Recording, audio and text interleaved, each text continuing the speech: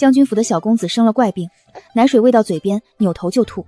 沈燕作为太医院最年轻的院判，直接下了最后诊断：这是先天脾胃虚弱，小公子再不喝奶，恐怕有不忍言之事。一片哭声中，我清晰地听到了一句奶音：冤枉啊，本宝宝健康得很，明明是喂奶的嘴太臭，把本宝宝熏吐了。我愣了一下，小公子吐了2口奶，继续哭。那道声音又响起来了：没奶可吐了，一滴都没有了，倒是来个人把我抱走呀！那个绿衣服的姐姐，别光看不帮忙啊！我低头一看，全场穿绿衣服的只有我一个。难道说我能听懂小公子的英语？抬头看看哭声渐弱的婴儿，低头看看自己满是补丁的衣服，一咬牙一跺脚，逆天改命，就在今天！我壮着胆子，趁乱把小公子抢到了怀里。妖兽了！光天化日，怎么有人敢抢小公子啊？奶娘惊呼一声，企图把小公子抢回去。与此同时，小公子在我怀里哼唧了一声，终于让本宝宝呼吸到新鲜空气了，我得好好缓缓。他不仅停住了哭声，整张脸还舒展开了一点。见到小公子这个反应，我更加确信自己听到的没错，一手护着小公子，扭身躲开了奶娘的手。奶娘的手扑了个空，急得大骂：你们几个愣着做什么？还不把小公子抢回来！话音一落，就有2个婆子朝我冲了过来。小公子在我怀里扭了扭，小声哼了一声：那2个身上也好臭，不要过来呀！我深吸一口气，果不其然，一股淡淡的葱蒜味涌入了我的鼻腔。我直接抱着小公子，躲过了那2个婆子的拦截，成功冲到将军夫人面前，扑通一声跪下：夫人，小公子根本不是脾胃虚弱，而是因为奶娘身上有异味，所以才一直吐奶的。将军夫人愣了一下，一时之间没反应过来。你这话是什么意思？我还没开口，沈燕就走到了我面前，居高临下的看着我。你不过是一个送药的，连小公子的脉象都没摸过。我抬起头，对上他轻蔑的眼神，也难怪沈燕看不起。她是当今太医院最年轻的院判，天资聪颖，连圣上都亲口夸过。而我不过是一个走街串巷的卖药女，若不是今天刚好来府上送药，我根本连见她的资格都没有。我鼓起勇气，直接把话挑明：小公子嫌奶娘嘴臭，所以才不肯喝奶。话音一落，屋子里的人面面相觑，奶娘的脸更是一下子红了，当场就跪在地上哭嚎：爷爷呀，一个野丫头闯进府里抢小公子，还编排老奴！这将军府里的人都知道，老奴是夫人娘家带来的老人，奶过夫人，奶过大姑娘，伺候了一辈子。夫人信得过老奴，这才让老奴给小公子喂奶。今儿倒被个卖药的踩到头上来了。他抹了抹眼角，用力磕了3个响头，求夫人为老奴做主。将军夫人脸上浮现出一丝不忍，亲自将奶娘扶起。奶娘张口谢恩，嘴巴里的味道立刻飘了出来。将军夫人明显是闻见了，眉头微不可察的一皱：行了，你也别大声嚷嚷，要是传出去，别人该说将军府的下人没规矩了。接着他又转向我，语气严肃：若是奶娘的问题，那为什么府上其他孩子都没事，偏偏只有我儿吐奶？我低着头解释：奴婢以前在乡下也是有见过对气味极其敏感的婴儿，他们一旦闻到异味就不肯吃奶。夫人要是不信，可以换一个奶娘来试试。够了！沈燕袖子一甩：小公子脉象虚浮，舌苔白厚，分明就是先天脾胃不足。我看有些人就是自作聪明，想在夫人面前露脸罢了。奶娘趁势直起腰：夫人，您可不能为着一个外人寒了自家人的心呐。比起我一个卖药女，将军夫人显然更加信任沈燕。她沉着脸命令：来人，把这个卖药女请出去。刚刚那2个婆子得了令，立刻就把小公子从我的怀里抱走。小公子的哭声又响了起来：别让他们碰我，臭死啦！眼看就要被拖出门槛，我猛一矮身，反手死死攥住门框。夫人，小公子的反应可以为奴婢作证。刚刚奴婢抱着小公子的时候，他还很安静，现在突然哭出声，就是因为这2个婆婆身上也有葱蒜的味道。2个婆子愣了半秒，低头闻了一下自己的衣服，面色也跟着一变。夫人，我们中午确实有小厨房帮着切了大蒜。其中一个抱着小公子，有点手足无措。我趁势而上：夫人，小公子再这样下去就要被活活饿死了，您不如给我1炷香的时间，让奶娘漱口，再换一身衣服，再喂小公子一次。我连忙挣开他们的束缚，重新跪在地上。小公子要是还吐，您直接打死我，我也绝无二话。夫人攥着帕子的手抖了又抖，她看了一眼气若游丝的小公子，终于从牙缝中挤出一句：就照你说的做。奶娘脸色骤变，西行上前要拉夫人的裙角。夫人，你您当真觉得是老奴害了小公子不成？那股异味又飘了出来，将军夫人眼中浮现出一丝嫌弃。不管是不是因为这个原因，你作为将军府的人，也要注意体面，省得让人笑话。奶娘的话噎在喉咙里，到底不敢再闹了。很快，丫鬟端来了清水，奶娘极不情愿地灌了3大口，咕噜噜漱了，狠狠啜进盆里。溅出来的水沫子里，那股异味还隐隐冲鼻。我在旁边补充，再嚼下薄荷叶，如果有鸡麝香含着更好。别忘了换一身干净衣裳，小公子才肯吃奶。奶娘白了我一眼，又迫于夫人的威严，不得不一一照做。沈燕冷眼旁观，并不阻拦，只是用鼻子轻哼了一声。奶娘漱口便能治先天之病，简直荒唐。在将军夫人的示意下，奶娘重新抱起小公子，回到屏风后面喂奶。这一回，小公子没有立刻扭头，将军夫人眼中闪过一丝希冀，死死盯着那张小嘴。只见小公子的小嘴一动一动，迟迟疑疑地凑过去，咂了一下，竟没有吐。他哼唧了一声，没那么呛了，本宝宝勉强尝尝。3天滴奶不进的孩子，喉头那么轻轻一鼓，到底是咽了下去。那双哭肿的小眼睛，竟也费力地睁开了一条缝。我儿有救了，太好了，果真是菩萨保佑，菩萨保佑啊！他一句话没说完，眼泪就先滚了下来。我瘫坐在地上，终于松了一口气。沈燕被我明晃晃地打了脸，面色并不好看。不过是凑巧罢了。我想到他方才高傲的态度，心里也憋着一股气，立刻反驳。我以前接触过乡下人家的孩子，每个都有自己的喜意和想法。沈院判经验丰富，怎么就没凑上这个巧？奶娘听了我这话，一把将小公子搂紧。哼，小公子金贵，怎么能和那些乡野百姓家的孩子相比？他粗声粗气拍着孩子，张嘴说话的间隙，那股味道又漫出来了。小公小鼻子皱了皱，我心里暗叫一声不好，漱口只能解一时的燃眉之急，要是再凑近，那股异味照样还是会有。果然，下一秒，小公子的小身子在襁褓里拧成一团，他哇的一声，哭得比先前还凶。那股味道怎么又来了？我不要它，我不要它喂！换人，快换人！奶娘手忙脚乱去拍小公子的背，可越拍他哭得越狠，更别说喝奶了。沈燕神色一松，漱了口仍是如此，可见小公子的症结依旧是在脾胃。夫人不如让我试试格物灸，说不定事情尚有转机。将军夫人一听到还有转机，整个人立刻激动起来了。格物灸，那是什么？是一种手法，隔着艾饼施灸，热力温和，不会直接烫到皮肤，夫人大可放心。沈燕一抬手就让人把东西盛了上来，将军夫人大手一挥，就按沈院判说的办。奶娘把小公子放在床上，准备拨开包被让沈燕医治。将军夫人担心小公子着凉，吩咐旁边2个婆子去把门窗都关上，别冻着小公子。门窗被人关紧，外头的气流一断，屋内的艾草味越积越浓。我站在角落里，闻着那股味道，心里猛地一沉。小公子对气味敏感，艾草味这么浓，他受不住的。我阻止的话还没开口，小公子的哭声已经小了下去。小公子头一歪，眼一闭，彻底晕了过去。我的儿啊！将军夫人扑过去，手抖得厉害。沈院判，我儿这3天几乎滴水未进，方才也只勉强咽下那2口，他恐怕要撑不住了。奶娘也慌了，扯着嗓子喊：夫人，我看小公爷分明是被这丫头折腾晕了，说不定啊，这丫头是被后院哪个狐妹子收买了，存心要害死小公子。一口黑锅就这么明晃晃地扣了下来。将军夫人怀里的小公子双眼紧闭，小脸青紫，怎么唤都没了动静。他手忙脚乱探了探孩子的鼻息，指尖抖得厉害，一颗心乱成了一团麻。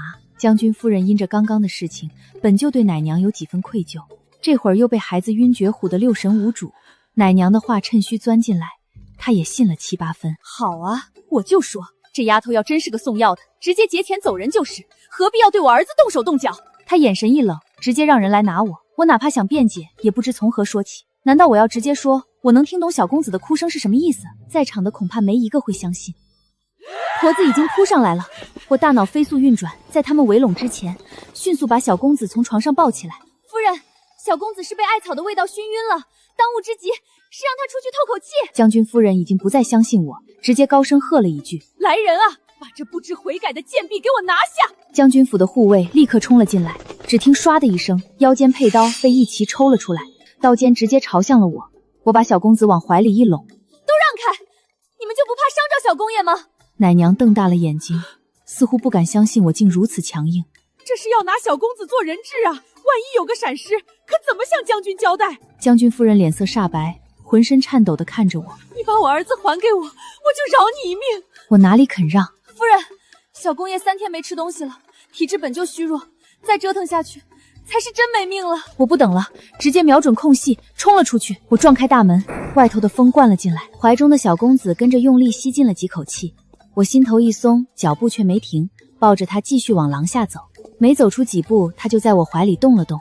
只见他眼睛一点点睁开，嘴巴一张一合，往外吐着泡泡。总算不是那个破草味儿了，快走快走，别再把我抱回去，本宝宝刚刚差点被熏死。放开小公子！前头那个护卫一抬手，其他的人立刻向我逼近了半步，怀里的小公子立刻扭了2下。别让他们挨过来，一身汗味儿，呛死了。我眉心一跳，带着小公子又后退了2步。都别过来，小公子刚缓过来，你们要是再吓他一回，万一小公子又出了事，谁来担责？为首的护卫嗤笑一声，小公子要是出事，你也脱不了干系。说，到底是谁派你来的？他又往我这边走了2步，小公子立刻开始哇哇大哭，小脚也一直乱蹬。好臭好臭，怎么一个个的都听不懂话呢？那些人听到小公子的哭声，全部都愣住了。小公子居然真的醒了，这个卖药女难道真的是在救小公子？此时将军夫人也奔了出来，她看见小公子睁着眼，腿一软，几乎是扑着朝我这边过来。安儿，她伸手要抱，我立刻侧身让开。夫人先别急，你刚从屋里出来，身上沾了艾草味，还是再让小光爷缓缓吧。将军夫人的手僵在半空，我放轻了语气。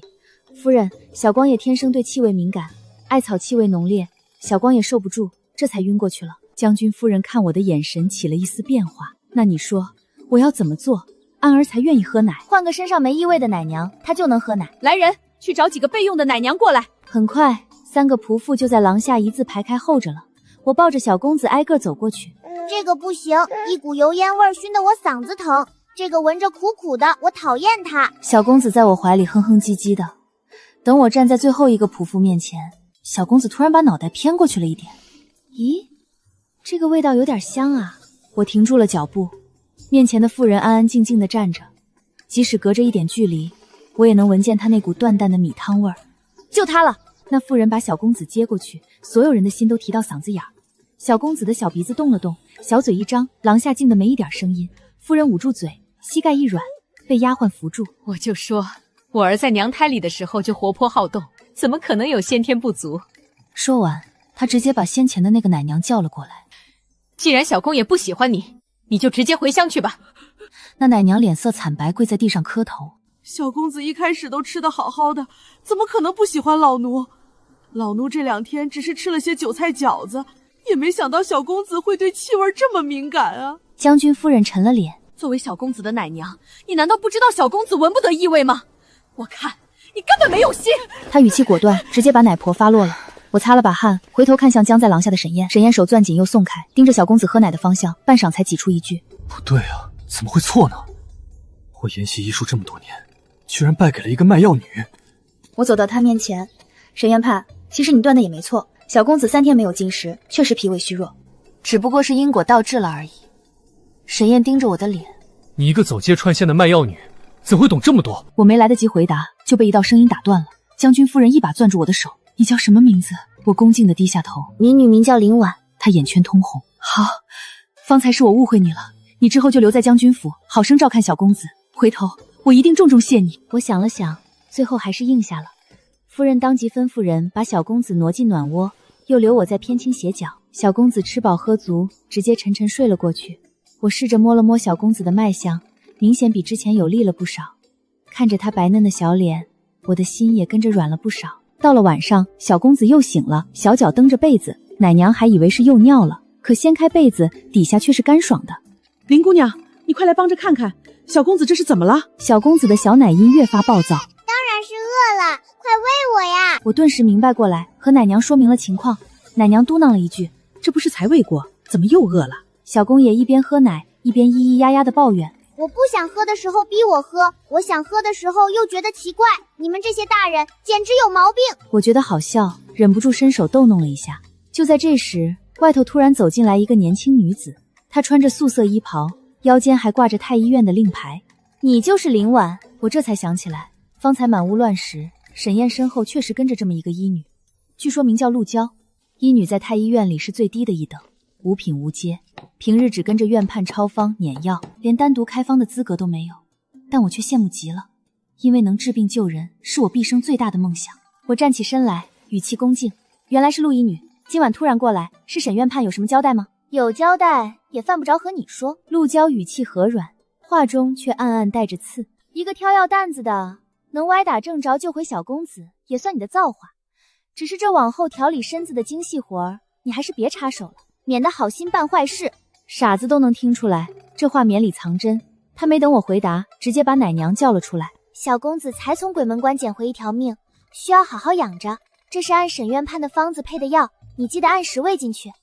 他从袖子中递去一个小小的药包，奶娘应下，立刻着手去准备了。我却觉出几分不对来，这陆娇尚未婚配，可这走路的姿势却像极了怀孕的妇女。在我思索的当口，奶娘已经端来了米油，把那包药粉掺了进去。小公子乖，吃药喽！奶娘抱起小公子，拿着小汤勺就要喂过去，可没想到的是，刚刚还安分的小公子突然又挣扎了起来。呸！我不喝，这个东西有股怪味，闻着就难受。我顿感不妙，直接夺过那只小碗。你干什么？奶娘惊叫一声。林姑娘，陆医官是太医院的人，现在又在沈院判手底下做事，这药不可能有问题的。我没搭理他，先是凑近闻了闻，气味是对的，只是里头隐隐掺着几粒比米还细的东西，颜色还微微发暗。我用小指蘸了一点抵在舌尖，入口是甜的，细细回味起来，却有一丝若有若无的麻。温补的散剂断不该有这味道。我的心一沉，这药有问题，不能喂。陆娇脸色沉了下去，她的声音也跟着冷了几分。林姑娘，这是什么意思？这是沈院判开的方子，还是我亲手捻的散？你说不能喂，难道是想说我往里头掺了什么不干净的东西？我把碗放到桌子上，不卑不亢。温补的药怎么可能发麻？辛苦陆医女再检查一下吧。陆娇哼了一声，怎么，你是觉得药里有毒？怕不是你这卖药女嫉妒生事，想要污蔑太医院？我犹豫了一阵，难道刚刚是我听错了？这时小公子的哭声又大了一些，奶娘有些着急。所以这药到底能不能喂啊？小公子都饿坏了，要是让夫人知道，我可是要受罚的。在旁人看来，小公子哭是为了吃东西，可我听到的却是小公子害怕的声音。我记得这个声音，就是他上回端了一大堆臭东西给奶娘。我死死盯着陆娇，不管他是出于什么目的，今晚这药绝对不能喂给小公子。我攥紧了那只小碗，迎上陆娇的眼。沈院判的方子我信，可这药经了几道手，停了多久，谁也说不准。掺进米油里，颜色味道全混作一处，便是中途添了味，也查不出来。说着，我直接把那碗掺了药的米油倒在了旁边的盆栽中，还请医女明日把分量药色再验过一遍，如果确实无碍，我甘愿受罚。陆娇盯着我，眼中掠过一丝极快的冷意。你倒是谨慎。她笑了笑，似乎想到什么，脸色重新变得柔和。小公子的病向来反复无常，林婉，要是今晚小公子没喝药，出了什么岔子，我希望你到时候还能这么硬气。说完，他就先连出去了。我的后背没来由的发冷，他这话说得太笃定，倒像是早知道小公子今夜会出岔事。为了以防万一，我把药包里剩下的那点粉末收集了起来，又叮嘱奶娘，今夜只用清水冲的米油喂小公子，旁的散剂汤药一概不许掺。做完这些，我搬了张矮凳，守在了暖阁门口。到了后半夜，暖阁里猛地传出一声哭嚎，我一把掀帘冲进去。小公子在襁褓里弓成一团，小脸烧得通红。我心里咯噔一声，只是脾胃虚弱的话，绝对不可能出现这样的症状。我伸手探他额头，烫得吓人。可小公子今晚的吃食都细细查验过，并无问题。难道还有什么地方被我漏掉了？小公子突发高烧，快去请沈院判！喊声惊动了半个院子，几个职业的仆妇披着衣裳挤进来。白天不是好了吗？晚上怎么突然发烧了？我看是那卖药女抱出去吹风的时候着凉了。一个外人，谁知道心里有没有鬼？这些目光扎在我的背上，让人有些无所适从。陆娇也来了，她站在门口，说的话字字诛心。我晚上来送药，林姑娘借口说药有问题，全都倒掉了。这才半夜，小公子怎么就成了这样？我忽然想起陆娇走时那句话，她早就知道小公子会出事，那包药粉不过是幌子。现如今是我拦着不让小公子喝药，也是我擅作主张，把一早准备好的米油换了。如今出事，自然我的嫌疑最大。他陆娇倒是把自己摘得干干净净，我无暇顾及其他，着急忙慌地检查房间内的东西。小公子哼唧了一声，肚子好凉，我再也不要揉肚子了。揉肚子？我立刻转头质问奶娘，今晚你可有给小公子揉肚子？奶娘哆嗦着答，你怎么知道？今晚小公子吃多了，我就按照老方法帮小公子揉腹消化。我不死心，继续追问，那你在这过程中可有用其他的东西？奶娘看我的眼神就像是在看妖怪。用了一点点润肤香脂。林姑娘，这东西我以前也给其他孩子用过，别人是一点问题也没有啊。我掀开小公子的襁褓，倒抽一口冷气，小肚皮上抹过香脂的那一圈泛起一片细密的红疹。可这东西放在房间人人都碰得着，就算是查也查不出是谁动的。就在此时，沈燕披着衣裳赶来，刚一搭上脉，眉头就锁住了。高热惊厥，怕是用了什么不对症的东西。我立刻把那盒香脂递过去，是这香脂有问题。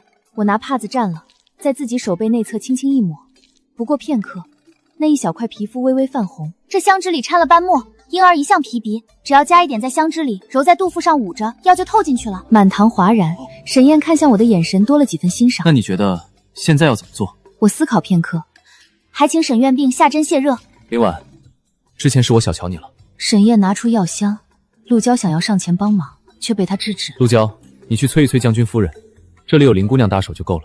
我惊讶地看了沈燕一眼，小公子出事，自然会有府上的下人去请夫人，根本用不到陆娇，除非沈燕也察觉出了什么，故意不让陆娇近小公子的身。陆娇听了，脸上闪过一丝惊慌，但很快就恢复如常。她低着头，老实退了出去。我坐到沈燕身侧，在一旁给她递针。待药送来，我又一勺勺撬开小公子的牙关，喂下解毒的汤药。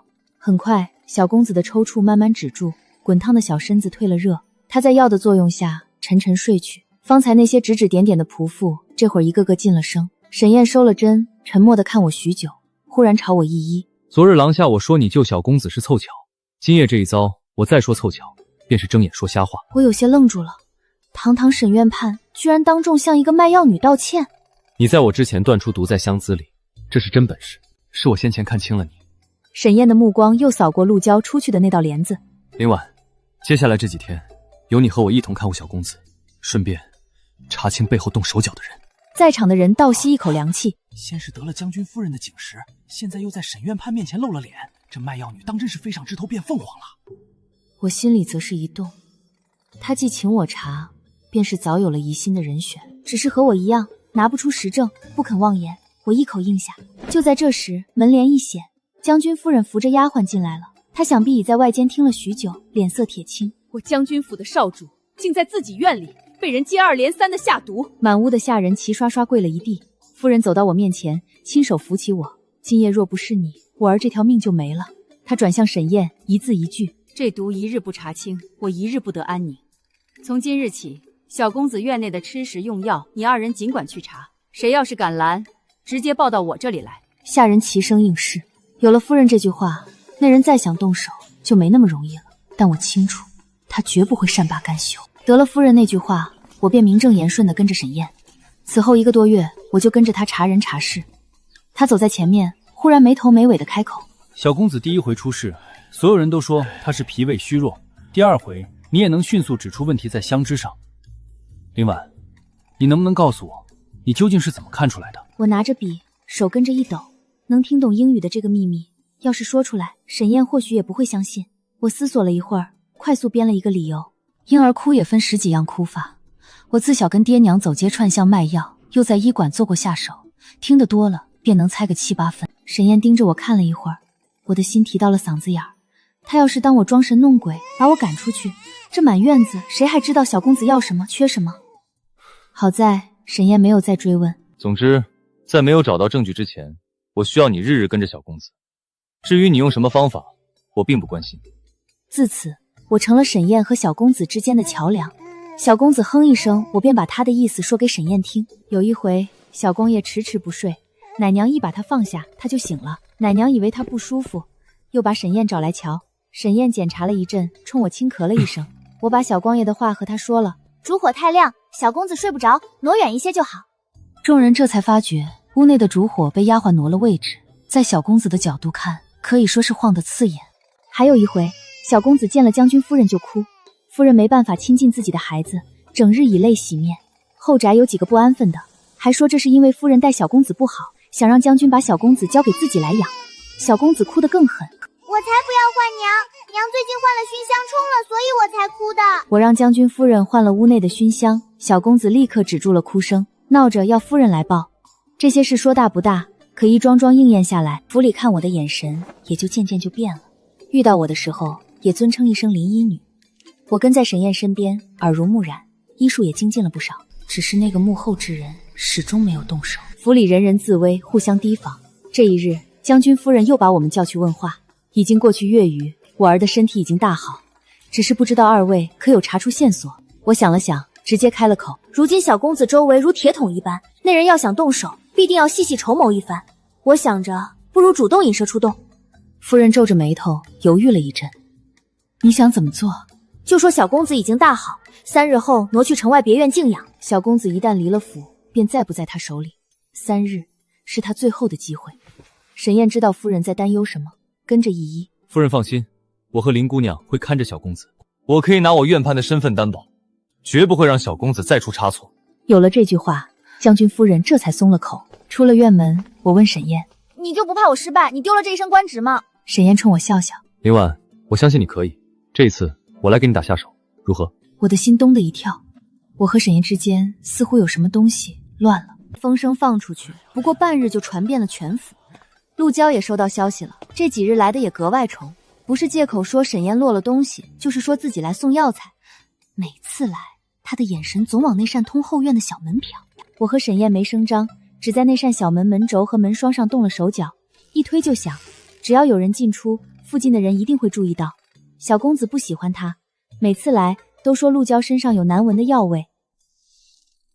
到了第3夜，陆娇果然动手了。他趁着夜色摸进了小公子院子，手上抱着一模一样的包被，弯着腰就要给小公子换上。陆医女半夜不睡觉，专门过来偷小公子的包被。沈燕的声音从屏风另一侧响起，接着满院的灯火一下亮起，藏在廊下的护卫一拥而上。我则抱着小公子从屏风后面走了出来。陆娇脸色惨白：小公子怎么会在你那里？他明明在床上。我掀开床上的包被，里面只是一个枕头。陆娇的嘴角抽搐了下。我只是来查看小公子的安危而已。林婉，你不要太草弄熏丁了。小公子咂巴着小嘴，一脸嫌弃。姐姐好样的，快让我娘把他抓起来。我把小公爷交给奶娘，当着陆娇的面把他手上的包被剪开，里面的棉花抖落一地，里头掺杂着黑色的粉末。有人拿银针来验，不出半秒，银针尾部就全部变黑了。沈燕失望地看着陆娇：你从12岁起就在我身边打下手，学了医术，却失了医德，居然要对一个无辜的孩子下手。陆娇呸了一声，也不装了，语气里全是狠辣。无辜？我不过是把那个该腾位置的先送走罢了。此话一出，满堂皆惊，他的语调越来越尖利。什么医女？不过是好听一点的奴婢，我为什么就不能当上主子？我轻叹了一声。陆娇，你知不知道你如今的位置是多少人的梦想？放弃大好前程不要，和别人私通窜齿，闹着要当姨娘，你以为你做这些，将军会念你的好？陆娇却扬起下巴，满脸笃定。我已经怀孕3个月了，将军他舍不得。他话音未落，门外便有了脚步声。周将军到了。陆娇眼睛一亮，挣扎着就要往他那边扑，可周将军看都没看他一眼，直接朝着夫人走去。夫人息怒，这疯妇满口胡言，污蔑于我，万不可信。陆娇整个人都僵住了。上元节那晚，明明是你自己到了我的房中，这孩子是你的亲生骨肉啊！周将军的眼睛微微一缩，不过只有一瞬，立刻又恢复如常。不过是之前找你包扎过伤口，你就生出这等龌龊的心思，这种人还是直接扭送到大理寺为好。那一刻，陆娇才明白，自己拿命去赌的那点情分，于他不过是一时兴起。他可是连皇帝都要礼让3分的护国将军，正头夫人更是丞相家备受宠爱的嫡长女，犯不着为了他给自己添上污名。他只死死盯着周将军的背影，眼里又是恨又是绝望。窗外天色渐凉，这场祸事到此才算到彻底结束。陆娇被革去医女身份，直接下了大狱，整座将军府的人都炸开了锅。谁也没想到，那个平日里温声细语的陆医女，竟是接连下毒要害小公子性命的恶人。那些下人见了我，都热情地上来攀谈。林姑娘真是好本事，你到底是怎么瞧出来的？林姑娘，我家那个天天哭，你要是有空也来我家看看呗。我被围在当中走不掉，只能笑笑应付。好在沈燕很快来了，替我解了围。都围在这儿做什么？没差事可当了。他声音不高，却自带一股威仪，众人立时一哄而散。他走到我跟前，很自然地从我手里接过那只药箱。你之后有什么打算？我可听说了，将军夫人足足赏了你1万两，这钱足够你去开一个医馆了。他说完，随手翻了翻药箱里的东西，没再看我。我故意委于他。怎么，沈院判离了我就没法给人看病了吗？沈燕撇开目光，怎么可能？我不过是缺一个副手而已，换谁都行。我摇摇头。其实我没要那1万两，我找将军夫人求了别的。你求了什么？我说我想进太医院。既然老天爷怜惜不会说话的婴孩，给了我这么一双耳朵，那我也不能辜负老天的一番心意。沈燕的眼睛亮了起来。将军夫人怎么说？她说小公子的事，她欠我一个人情，愿意替我找找门路。我拿出太医院的令牌，有模有样的向沈燕行了一礼。沈院判，既然以后是搭档了，就有劳你多多关照喽。我狡黠的眨了眨眼睛，沈燕唇角也跟着弯了弯。走吧，我带你去太医主里熟悉一下。太医院的日子比我想象的还要忙，不仅仅是日常工作，精神上也要时刻紧绷着。在这里面对的大多都是娘娘，稍有说错的地方，那可是要掉脑袋的。还好身边有个沈燕，不然我10个脑袋都不够砍。每天天不亮，各宫的内侍宫女便轮番来请人，不是2皇子不肯喝药，就是3公主一直昏睡。我见到孩子后，便把那些哭声里的意思一句句说给大人们听。2皇子嫌药太苦，含在嘴里不肯咽，得拿蜜调一调。公主比较怕生，所以才一直装睡。起初谁都半信半疑，可照着我说的去做后，那些孩子一个个真就安静了下来。渐渐的，旁人看我的眼神也从狐疑变成了信服。英语神医的名号渐渐在京里响了起来，连先前那几位倨傲的老太医见了我也客气了几分。而沈燕总爱远远站着，看我被一群人围着问东问西。每当我用眼神向她求救时，总能撞上她眼底那点笑意，让我的心没来由地快上几拍。这一日午后，太医署外忽然来了一队宫里的人，为首的内侍尖着嗓子捧出一道急令：皇太孙夜夜惊啼，圣上口谕，宣女医林婉即刻进宫。说完，那内侍盯着我的脸，语气带着几分玩味：林医女，这皇太孙不比其他人，你最好小心些。我的心咯噔一跳，这是在提醒我。沈燕得知后也是眉头紧锁，只喊你一人，这不符合常理。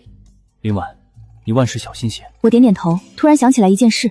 就在前几日，太医署来过一位贵客，当朝贵妃有个病恹恹小儿子，点名要我去瞧。我刚一过去，上一秒还好好的小孩子，下一秒就开始嚎啕。哼，我一哭他们什么都依着我，我才没病呢。这是被一屋子人捧得太过，稍不如意便拿哭闹拿捏大人而已。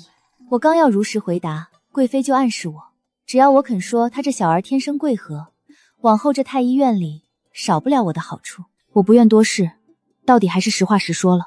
贵妃的脸一下沉了下来，直接拂袖而去。当时我没往深处想，但如今看来，今天的事恐怕和贵妃脱不了干系。皇太孙是什么人？当今太子膝下唯一的嫡子，圣少年于花甲，最疼的就是这个金尊玉贵的孙儿。寻常太医连近身都难，更别说动手施针，治好了什么事没有。可这孩子若有半分闪失，满殿伺候的人，连同诊病的太医都得给他陪葬。我被引进偏殿时，里头早跪了一地太医，个个面如土色。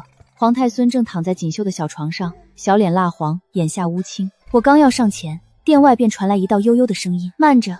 贵妃扶着宫人缓步进了殿，她看着我，眼蠢一叹。皇太孙原本好端端的，怎么林医女一进太医院就染上了这等怪症？臣妾早听闻这林婉本是市井卖药的妖女，会些旁人不懂的邪名道术。依臣妾看，是她身上带了邪祟，冲撞了龙脉。果然，她是记恨上回我驳了她的脸，想趁机踩我一脚。我深吸一口气，西行半步。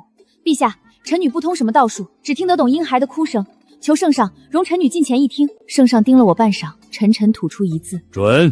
我起身走到那张小床边，胸口硬硬的，太硌了，我根本睡不着呀。我的眼睛一下亮了，仔细一看，发现皇太孙颈上果然挂着一枚长命锁。我把那枚金锁解了下来，托在掌心，呈给众人看。回禀陛下，是这枚护身的金锁太沉，孩子小，骨头嫩，整夜的压着，自然睡不安稳。说话间，那原本哭闹不休的皇太孙胸口一松，竟渐渐止了哭，安安稳稳睡了过去。旁边一位太医院士则扑通一声跪下，连连叩首。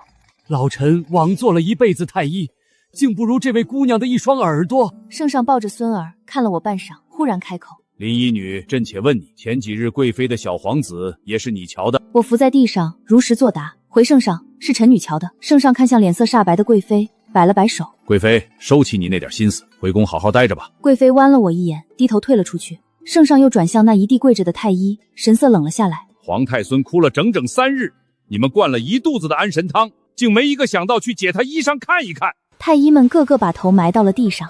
在场诸位各罚俸半年，以儆效尤。一时间，满殿噤若寒蝉。圣上的目光重新落回我身上，语气和缓了不少。前朝就有女医进宫当差的旧例，今日朕也破个例，封你做太医院的女医正，往后宫里宫外的孩子都归你管。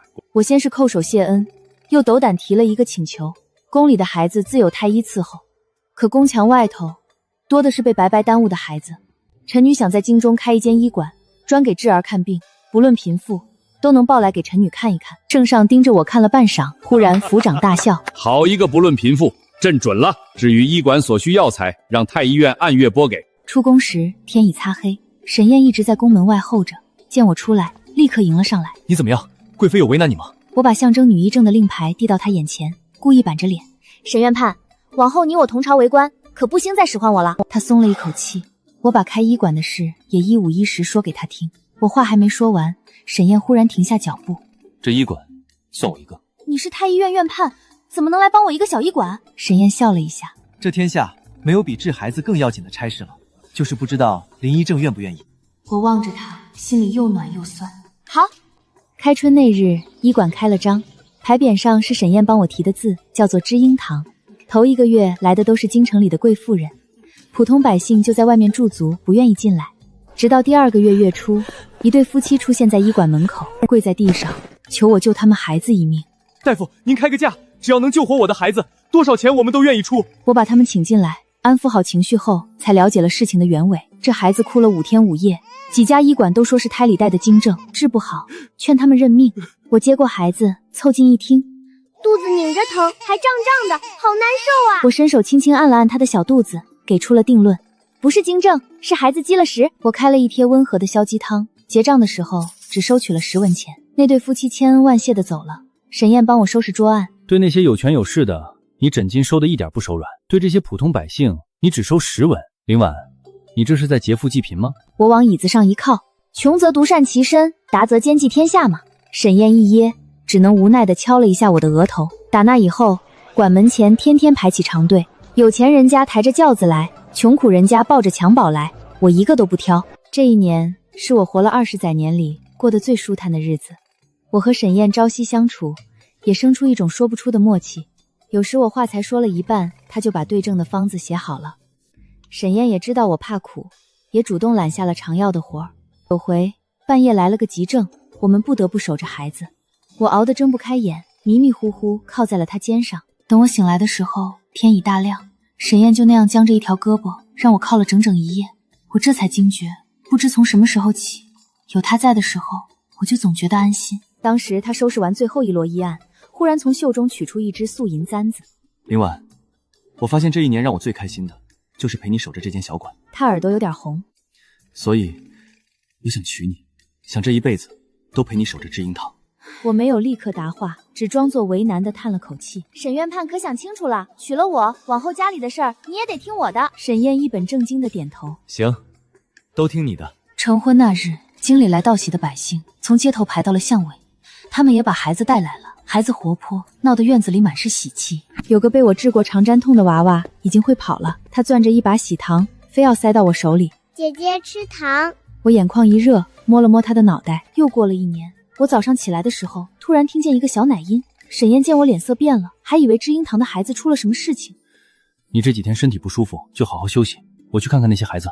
我一把拉住他，不是知婴堂的孩子在说话。沈燕渐渐瞪大了眼睛。我拉着他的手贴到了我的肚子上。刚刚那个孩子说要亲爹亲手给他做一双虎头鞋，不然等见了面要好好闹上一闹。沈燕终于反应过来，用力抱紧了我。往后的日子还有好多好多声音等着我去听。